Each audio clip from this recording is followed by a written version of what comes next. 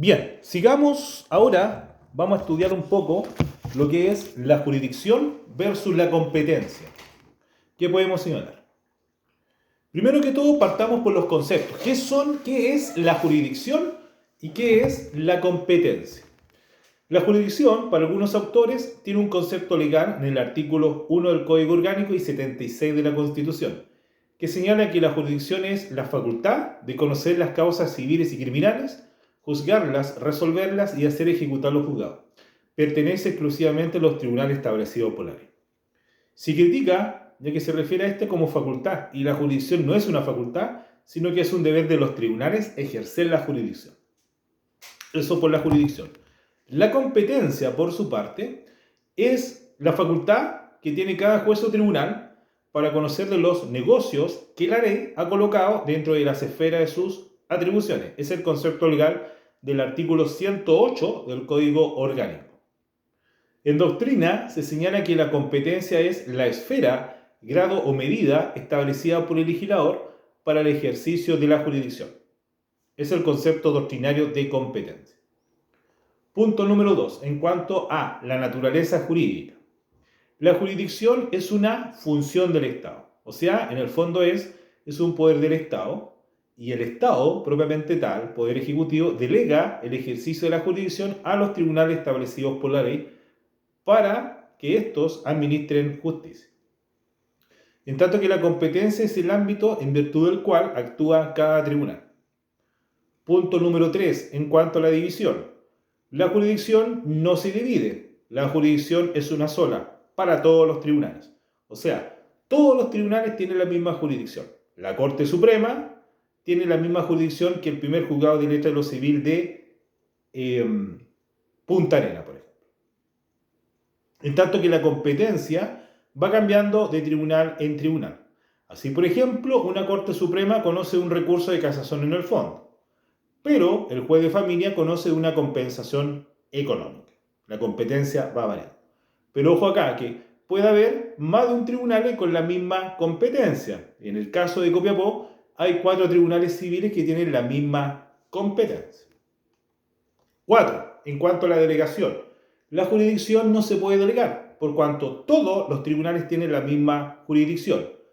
En tanto que la competencia sí se puede delegar a través de los exhortos. Quinto punto, en cuanto a la prórroga. La jurisdicción no se puede prorrogar porque es improrrogable. En tanto que la competencia sí se puede prorrogar, pero en asuntos civiles contenciosos de primera instancia. ¿Ya? Y esto se da normalmente en cuanto al elemento territorio. Eso es con la competencia. Otro punto es en cuanto a si falta uno u otro. Así, por ejemplo, si falta la jurisdicción, va a generar inexistencia procesal. Si falta la competencia, puede dar origen a una nulidad. Ahora, en cuanto a los momentos de la jurisdicción, sabemos que los momentos de la jurisdicción son 3: conocer, juzgar y ejecutar. La etapa de conocimiento implica que el tribunal tiene que conocer la controversia jurídica. Particularmente en un juicio civil, esta etapa de conocimiento se vincula con la etapa de discusión. Es decir, las partes le cuentan al tribunal, desde su punto de vista, la historia, ¿no es cierto? Y además, dentro de la etapa de conocimiento está la etapa probatoria. En cuanto a la etapa de juzgar, en un juicio civil estaría en la etapa de sentencia. Vale decir, acá el tribunal resuelve el asunto a través de una sentencia definitiva, que en un juicio civil estaría en el artículo 170 del Código de Procedimiento Civil, y en materia penal la sentencia estaría en el artículo 342. Y la última, o el último momento de la jurisdicción es ejecutar. Una vez conocido y una vez juzgado, el tribunal está en condiciones de ejecutar la sentencia a través de un cumplimiento incidental del fallo. Facultad de imperio. En cuanto a los elementos esenciales de la jurisdicción, tenemos el tribunal, las partes y el conflicto de relevancia jurídica. Eso como un primer punto del paralelo. Segundo paralelo dentro de este mismo video es en cuanto a entender qué es la competencia absoluta versus la competencia relativa. Y el primer punto es en cuanto al tribunal que conoce el asunto. Y así tenemos que señalar que la competencia absoluta va a determinar cuál es la jerarquía del tribunal que va a conocer de un asunto. O sea, si ese asunto lo conoce la Corte Suprema, una Corte de Apelación y un juez de letra de lo civil. La competencia absoluta determina la jerarquía del tribunal. En tanto que la competencia relativa indica qué tribunal dentro de esa jerarquía va a ser competente para conocer del asunto en relación al elemento territorio. Punto número 2, en cuanto a los elementos. La competencia absoluta tiene 3 elementos: fuero, materia y cuantía. La competencia relativa solamente tiene el elemento territorio. Punto número 3, en cuanto a las finalidades que persiguen. La competencia absoluta determina la jerarquía del tribunal, en tanto que la competencia relativa determina cuál tribunal dentro de esa jerarquía va a conocer del asunto en razón al elemento territorio. Cuarto punto del paralelo en cuanto a la prórroga. La competencia absoluta no hay prórroga. En cambio, la competencia relativa sí hay prórroga. En cuanto a si el tribunal puede declararse incompetente. Si es incompetencia absoluta, el tribunal se declara de oficio. Si es incompetencia relativa, no la declara de oficio. Las partes la deben alegar. En cuanto a si se puede renunciar, la competencia absoluta es de orden público y por ende no se puede renunciar. En cambio, la competencia relativa es de orden privado y se puede renunciar. Eso es en cuanto al paralelo entre la competencia absoluta y relativa. Sigamos. Brevemente, ¿qué son los equivalentes jurisdiccionales? Los equivalentes, en una primera aproximación, tenemos que señalar que son instituciones que tienen el mismo valor que una sentencia. Y como concepto podemos señalar que los equivalentes jurisdiccionales son actos jurídicos procesales destinados a resolver conflictos de relevancia jurídica sin necesidad de recurrir a una sentencia. ¿Cuáles son las características de los equivalentes? Número 1, producen efecto de cosa juzgada. Número 2, solo pueden haberlo respecto de derecho que las partes puedan disponer. Y número 3, operan tanto en materia civil como en penal. En materia civil tenemos el avenimiento, la transacción, la conciliación, la mediación. Y en materia penal tenemos el principio de oportunidad y el sobreseimiento definitivo. Otros agregan también el acuerdo reparatorio y la suspensión condicional del procedimiento. Ahora, en cuanto a las facultades conexas, tenemos que señalar que en cuanto a las facultades conexas, los tribunales, por regla general, la función principal es ejercer la jurisdicción, al tenor del artículo 1 del Código Orgánico de Tribunales, que señala que la facultad de conocer las causas civiles y criminales, de juzgarlas y de hacer ejecutar los juzgados, pertenece exclusivamente a los tribunales establecidos por la ley. Esa es la principal función de los tribunales, que es el ejercicio de la jurisdicción. No obstante, el artículo 2 señala que también corresponde a los tribunales intervenir en todos aquellos actos no contenciosos en que la ley requiera su intervención. O sea, conocen de jurisdicción y además conocen de asuntos no contenciosos. Ejemplo de asuntos no contenciosos: cambio de nombre, por ejemplo, o solicitud de posesión efectiva. Y el artículo 3 dice: los tribunales tienen además las facultades conservadoras, disciplinarias y económicas que a cada uno se asignan en los respectivos títulos de este código. Así entonces, tenemos 3 facultades conexas. Las conservadoras son aquellos que tienen por objeto velar por el amparo y por los derechos y garantías garantizadas por la Constitución. Manifestaciones de las facultades conservadoras: acción de protección, acción de amparo. Las facultades disciplinarias son aquellas que tienen por objeto velar por el resguardo y el correcto funcionamiento de la actividad jurisdiccional. Por ejemplo, castigar al abogado defensor porque no concurrió a audiencia, por ejemplo, o por manifiesto desconocimiento del derecho. Y las facultades económicas tienen por objeto velar por el mejor ejercicio de la función jurisdiccional, autoacordado para regular el funcionamiento de los tribunales, horarios de atención del público, entre otros. Sigamos. Ahora, vamos a estudiar la clasificación de la competencia. Y la primera clasificación es en cuanto a la determinación del tribunal. Habíamos dicho que la competencia en cuanto a la determinación del tribunal puede ser competencia absoluta y relativa. La absoluta sirve para determinar el tribunal según su jerarquía. Con esto se determina si el asunto lo conoce una Corte Suprema, una Corte de Apelaciones u otra. Y la determinación de esta competencia es de orden público, por lo que no cabe prórroga de competencia.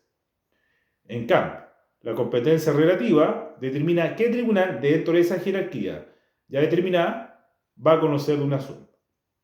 O sea, la competencia relativa nos dice que ese asunto lo conoce una Corte de Apelaciones. Pero sabemos que hay 17 Cortes de Apelaciones en nuestro ordenamiento jurídico, en Chile. Entonces, ¿cuál de esas Cortes de Apelaciones va a conocer? Se aplica el elemento territorio. ¿Ya? Otro punto, otra clasificación de la competencia es atendiendo al origen, y aquí distinguimos en competencia natural y competencia prorrogada. La competencia natural es aquella que tiene un tribunal por aplicación de las normas legales. Competencia natural es aquella que tiene un tribunal por aplicación de las normas legales. Quiero demandar por incumplimiento de contrato. Y la competencia prorrogada es aquella que tiene un tribunal porque las partes, a través de la prórroga de la competencia, le dan competencia a un tribunal distinto de aquel que lo tiene. Esa es la competencia prorrogada. Otra clasificación de la competencia es atendiendo al alcance. Y aquí distinguimos en competencia propia y competencia delegada. La competencia propia es aquella en que el tribunal conoce de la totalidad del asunto. O sea, si es competente el primero de Copiapó, este va a conocer desde la presentación de la demanda, va a conocer de los incidentes que surjan, de la demanda reconvencional, la réplica, de la dúplica, etc. Conoce de la totalidad del asunto, competencia propia. Y la competencia delegada se presenta cuando un tribunal tiene competencia para conocer de una gestión particular. Y esto se da a través de los exhortos. ¿Ya? Otra clasificación es atendiendo a las materias de que conoce el tribunal. Y acá distinguimos en competencia común, competencia especial. Competencia común significa que va a conocer de la generalidad de las materias. Corte Suprema, Corte de Apelaciones, Tribunales Civiles. Conoce de la generalidad de las materias, competencia común.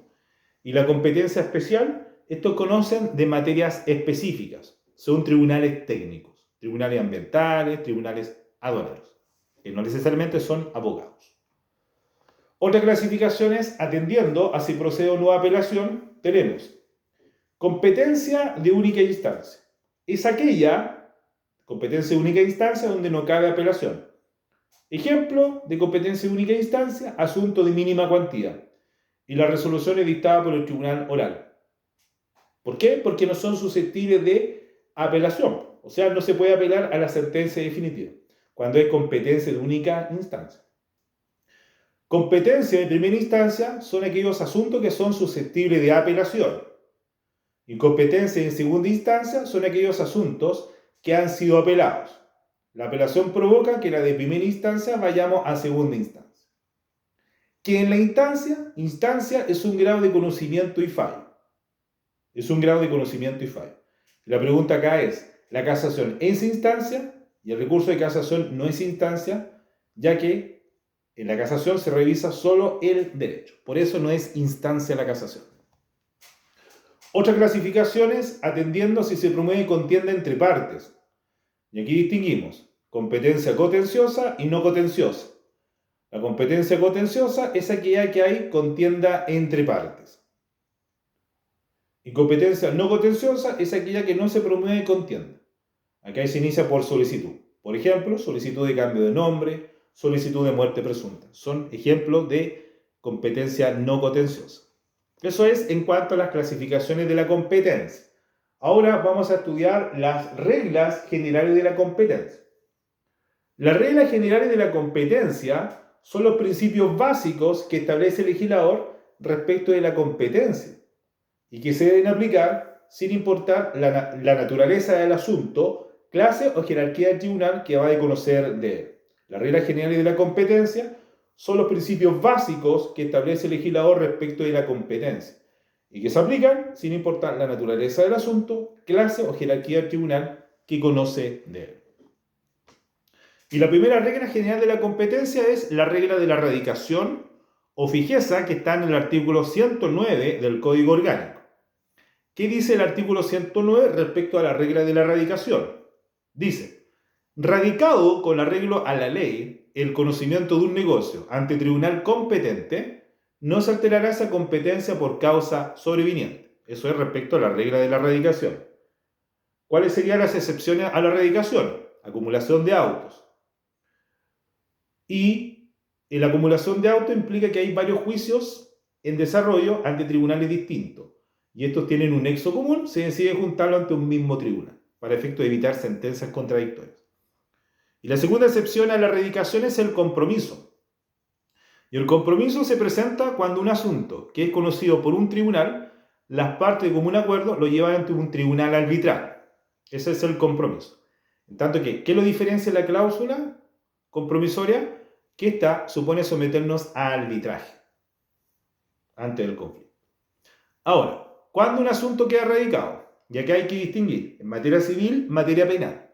En materia civil, el asunto queda radicado con la notificación de la demanda. Otros señalan con la contestación. Yo digo con la notificación, porque se traba la relación procesal.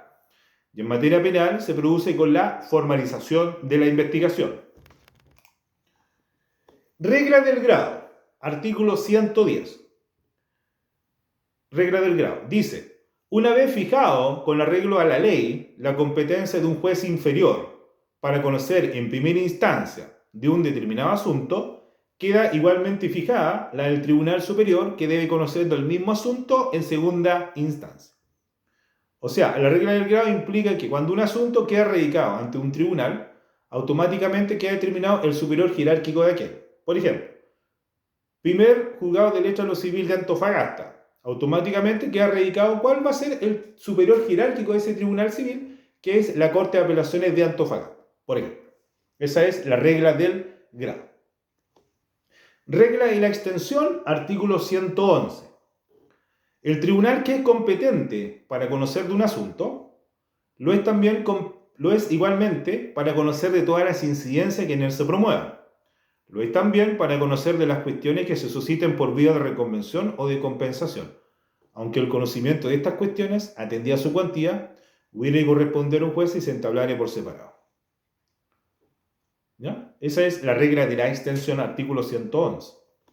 Regla de la prevención, artículo 112. Dice, siempre que según la ley fueren competentes para conocer de un mismo asunto dos o más tribunales, ninguno de ellos podrá excusarse del conocimiento bajo el pretexto de haber otros tribunales que pueden conocer del mismo asunto. Pero el que haya prevenido en el conocimiento excluye a los demás, las cuales dejan de ser competentes. Regla de la ejecución, artículos 113 y 114. La ejecución de las resoluciones corresponde a los tribunales que lo hubieran pronunciado en primera o en única instancia.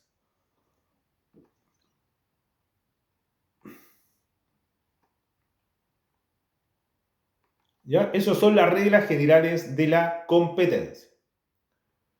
Ahora, vamos a estudiar esas son las reglas generales. Ahora vamos a estudiar las reglas particulares de la competencia. Y aquí distinguimos en competencia absoluta y relativa. Reglas generales, ahora reglas particulares.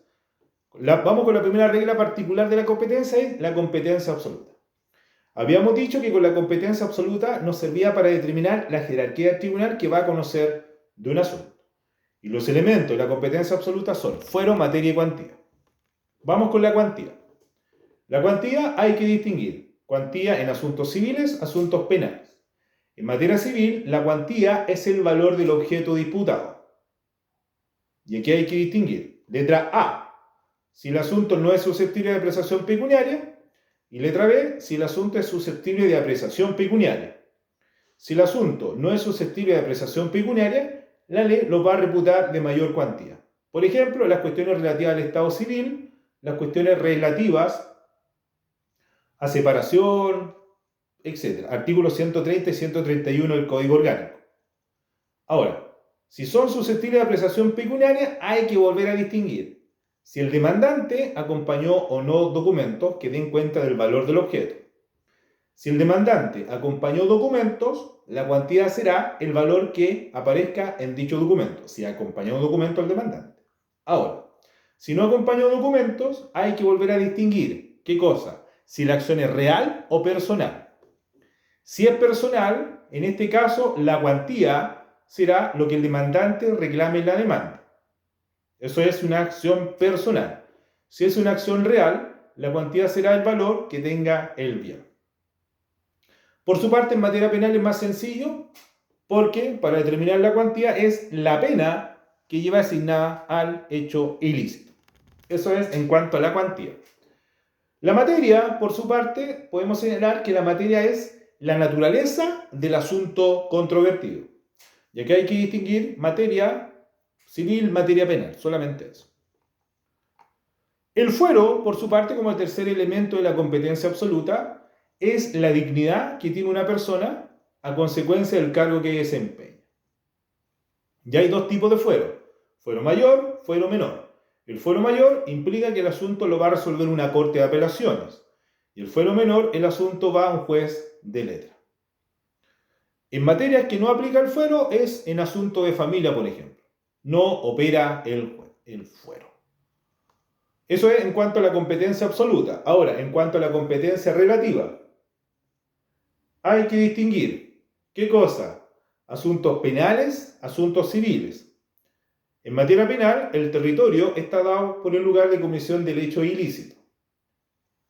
Ahora, si en el lugar donde se dio comienzo a la ejecución del hecho ilícito hay más de un tribunal competente para conocer de un asunto, se aplica las reglas que ha determinado el comité de jueces para determinar el tribunal competente. Puede ser por sorteo, por turno o por carga de trabajo. Eso lo determina el comité de jueces.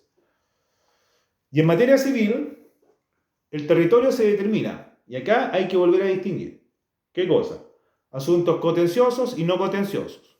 Asuntos contenciosos. Hay que ver las siguientes reglas. Número 1. Lo primero es ver si las partes han prorrogado competencia. Si no han prorrogado competencia, hay que ver si la ley entrega alguna regla especial. Por ejemplo, en materia de alimentos es el domicilio del demandante o del demandado. Pero el demandante elige. Y 3, si no ha habido prórroga y nada señala la ley, debemos ver si la acción es mueble o inmueble. Si es inmueble, el territorio lo determina el lugar en que se encuentra el inmueble. Si es mueble, hay que volver a distinguir si se trata de una especie o cuerpo cierto o un género. Si se trata de una especie o cuerpo cierto, el territorio lo determina el lugar en que se encuentre la cosa. Y si es una cosa genérica, será competente el del domicilio del demandado. Y si no se puede aplicar nada del anterior, el tribunal competente es el domicilio del demandante, constituyéndose en la regla general. Ahora, ¿qué pasa si hay más de un tribunal competente? Antes se estudiaba el turno, esto se modificó. Hoy solamente está la distribución de causa y esto se hace en forma aleatoria, pero con la ley de tramitación electrónica se hace en base a un algoritmo, en base a la ley 20.886. Respecto a los asuntos no contenciosos, por su parte, el tribunal competente será el del domicilio del solicitante, a excepción de alguna regla que señale la ley. Por ejemplo, en la muerte presunta será el del último domicilio conocido del desaparecido, por ejemplo. ¿Ya? En cuanto a, para ir terminando, la competencia de manera muy rapidita, tenemos que hablar de la prórroga de la competencia. ¿Qué es la prórroga de la competencia? La prórroga está a partir del artículo 181 y siguiente del Código Orgánico. ¿Qué es la prórroga de la competencia? Es el acuerdo expreso o tácito en que las partes someten el conocimiento de un asunto a un tribunal que no es naturalmente competente. La prórroga de la competencia es el acuerdo expreso o tácito en que las partes someten el conocimiento de un asunto a un tribunal que no es naturalmente competente. ¿Cuáles son los requisitos de la prórroga? Número 1, tiene que haber acuerdo de las partes. Número 2, el asunto solo puede ser civil, contencioso y de primera instancia. Y 3, solo cabe prórroga respecto al territorio. 4, solo se puede prorrogar ante tribunales de igual jerarquía. Solo hay prórroga en la competencia relativa. Solo ahí hay prórroga. Y 5, la prórroga solo puede ser hecha cuando las partes tengan capacidad procesal. Si no la tienen, tienen que actuar por medio de representantes.